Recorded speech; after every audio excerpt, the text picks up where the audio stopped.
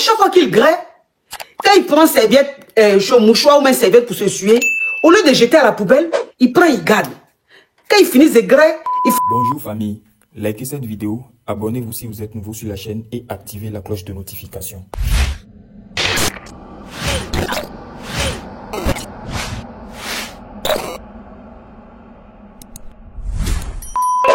Vous poser question. Ok, je t'écoute. Ok, alors je sortais avec un homme. Il vit en Côte d'Ivoire. En ce moment, j'étais en Côte d'Ivoire. Maintenant, l'homme, je vivais pas chez lui d'abord, mais après, je suis allée chez lui, je me suis installée chez lui. Je partais en famille de temps à autre. Mais j'ai constaté quand on mourut, le truc qu'il prend pour se nettoyer là, il gardait en fait. Quand on graille, hein, faut parler en code.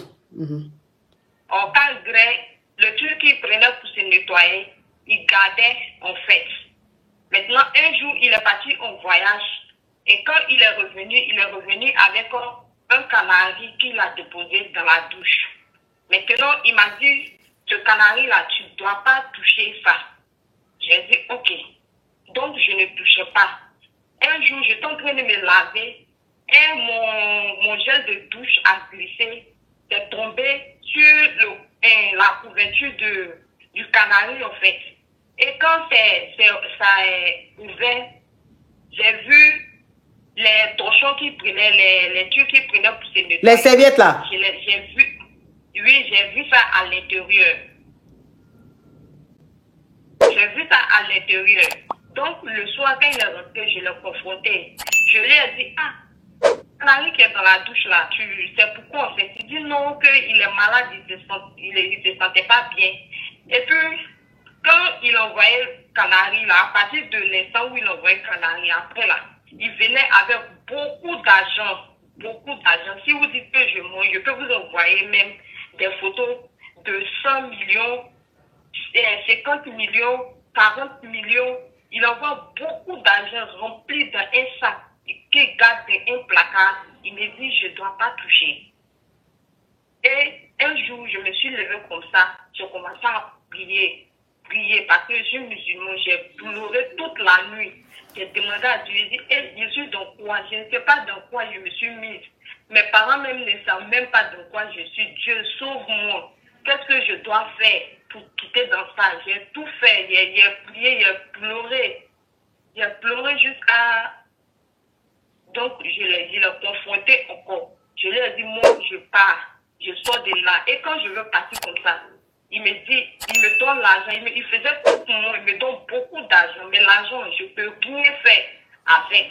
À part dilapider. Je sais pas. Je ne peux rien faire de bon avec.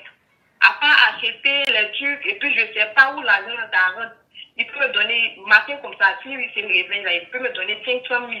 Il peut me donner 1 million. Quand je sors là, l'argent a tout disparu. Je ne sais pas où ça rentre. Je n'ai rien fait de bon avec l'argent. Rien. Maintenant, quand je voyageais, parce que après, présentement, je suis aux États-Unis maintenant, ça fait 2 ans comme ça que je suis là.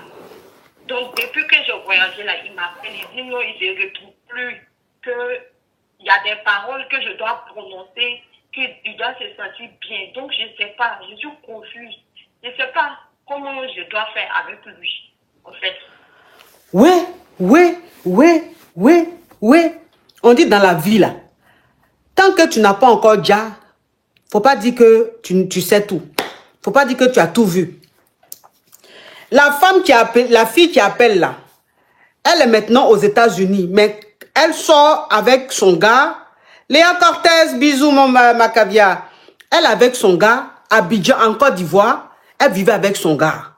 Et son gars, en fait, à chaque fois qu'il graille, quand il prend serviette, mouchoir ou même serviette pour se suer, au lieu de jeter à la poubelle, il prend, il garde. Quand il finit de grailler, il finit de se suer à la serviette, il prend, il garde, il ne jette pas. Elle ne comprenait pas. Pourquoi il ne jetait pas?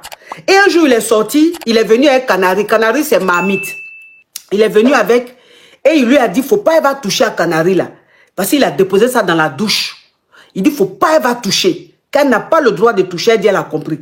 Donc, Canary, là, elle ne touche pas. Et elle joue, un jour, elle est en train de prendre sa douche. Et son gel douche est tombé. Donc, quand le gel douche a glissé, c'est tombé, c'est allé vers Canary, là.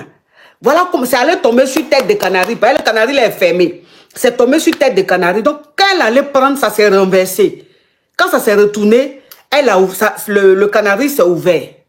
Et elle voit, dans Mamite, là, Canary, là, elle voit dedans, tout serviettes, qu'il finisse de se suer, qu'il finisse de grêler, là. Tout ça, là, était dans Canary, là. Donc, elle était choquée. Elle a attendu quand il est rentré le soir, elle lui a demandé, mais ça là, c'est quoi? Pourquoi tout serviette les trucs que tu prends, quand on finit de grêler pour te suer là, pour te nettoyer là, pourquoi tu ne jetais pas? Et puis, j'ai vu tout ça là dans Canary. Quand tu lui as demandé, il a dit quoi? Il a dit que non, que c'est un médicament qu'il a envoyé, il ne se sent pas bien. C'est un médicament qu'il a envoyé. Il lui a dit que, maintenant, ok, d'accord. Donc, il lui a dit que non, c'est un médicament, on lui a envoyé, il ne se sent pas bien. En tout cas, il a expliqué une histoire dormie debout. Comme elle était fan, vous connaissez les donneurs, elle a laissé tomber. Mais elle dit, son gars pouvait venir souvent avec 100 millions de francs CFA en espèces. Il pouvait venir avec 50 millions de francs CFA en espèces. Ne dites pas que c'est faux. Vous savez, dans le monde, là, il y a des choses. Dans ce monde-là, il y a des choses. Donc, quand il vient, l'argent, il met dans le placard, il met dans le placard. Tous les matins, il lui donnait 1 million ou bien 500 000 francs. Elle dit quand elle prend les 1 million, elle prend les 500 000, elle sort là. Elle ne sait pas dans quoi elle met l'argent là. Et puis l'argent là finit. Elle ne sait pas dans quoi elle dépense l'argent là. L'argent là finit. Donc vraiment, ça lui faisait peur. Elle ne pouvait rien faire avec l'argent là. Lui aussi, tout l'argent qu'il mettait dans la maison, il ne faisait rien de bon avec. C'était là comme ça. Voilà comment elle, la kete-kete, elle s'est retrouvée aujourd'hui aux États-Unis. Donc, elle vit maintenant aux États-Unis. Ça fait un petit moment qu'elle est. Ça fait combien de temps que tu es aux États-Unis? Ça fait 2 ans maintenant. Ok. Donc, ça fait 2 ans maintenant, elle est aux États-Unis.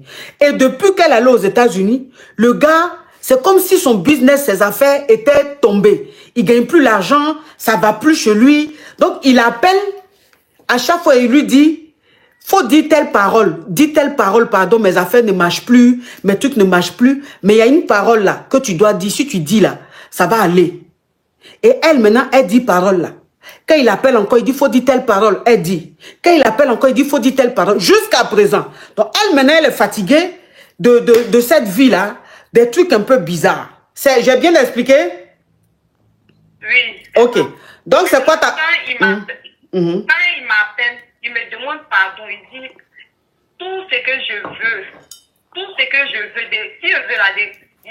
je revienne dans sa vie. Maintenant, tout ce que je veux de dire, si c'est une voiture, il peut m'acheter une voiture, il peut m'acheter une maison, tout. Et puis, je peux dire que dans ça même, il est avec son frère. Il a un frère qui est dans même situation là. Et puis, il est connu en plus, je vais faire le nom. Non, pardon, il ne faut pas dire non ici, où je suis là, je n'ai pas envie de problème. Il a une grande société qui est bien connue en Côte d'Ivoire aussi, son grand frère. Il a une société qui est bien connue. Et puis, il est très riche aussi, son frère. Donc, il m'appelle, je ne sais pas ce que je dois lui dire. Je ne sais pas, en fait, c'est comme si je n'arrive pas à me débarrasser de lui, en fait.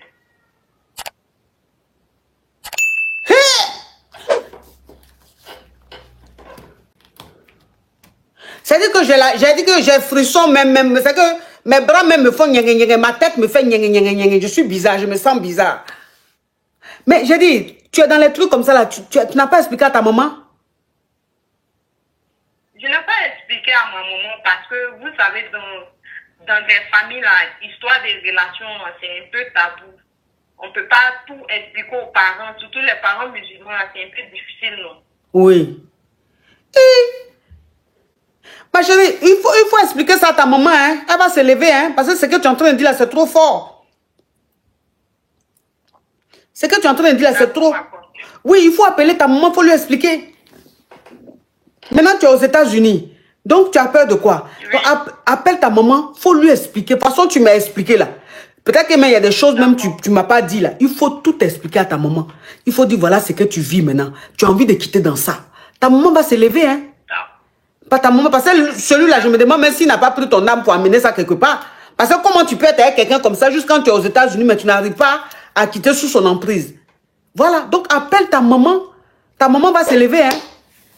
Ah, appelle-la, elle va se lever, hein. Sinon, là, ma chérie, moi-même, où je suis là, je ne peux rien faire, hein. Moi, je ne peux rien faire. D'accord, ma conchée. Je ne peux rien faire. Courage à toi, ma chérie. Appelle ta maman, tu lui expliques. Il ne faut pas laisser ça. C'est très sérieux. D'accord. Courage à toi, ma chérie. Courage.